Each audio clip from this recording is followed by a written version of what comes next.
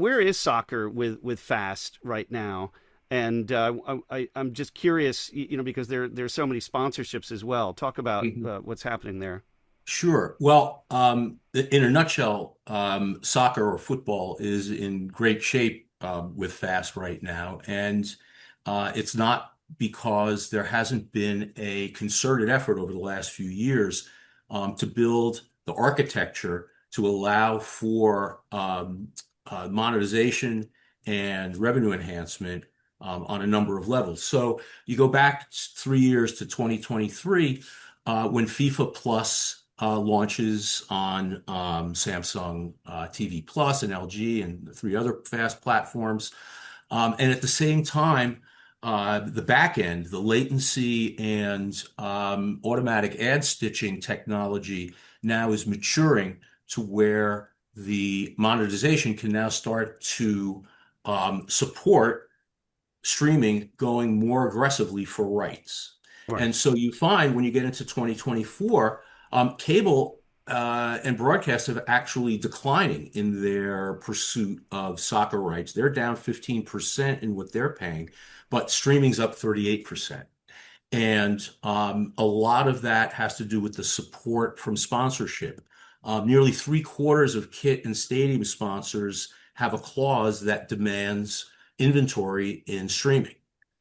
They realize that's where the audience is. At the same time, the data monetization, the fact that a streaming viewer is worth $2 to $4 more CPM wise than a regular viewer because of the information that you can get through the platform. So at this point, soccer is fully sustaining on streaming with a digital revenue stack. AVOD and SVOD fees, sponsorship, fees for the data, and e-commerce that you can do along with the same platforms. So this is all leading up to the climax of live soccer in the United States in the summer, last summer, 2025. You had the Club World Club Cup, World Cup, amazing. right? Copa America, Gold Cup, Club World Cup. Who won? Oh yeah, Chelsea won that. That's Yes, they right. They did. beat Yep. PSG. Yeah, I remember that.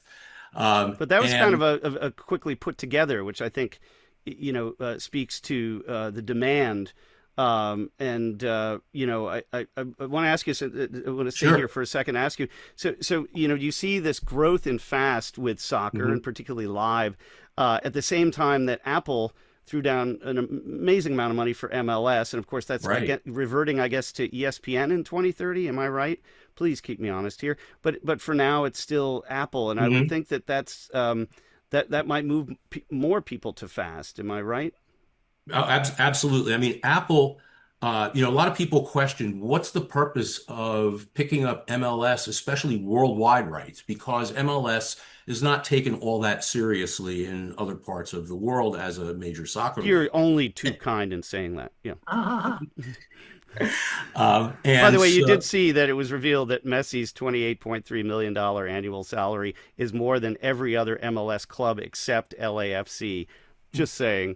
So right, anyway, right. yeah. Well, and you just those two words are the reason that Apple did this because while people around the world would not necessarily pay a subscription fee to follow MLS, they will I to subscribed follow to Leo Fubo for Messi. 4 seasons to watch that guy, and Right, right.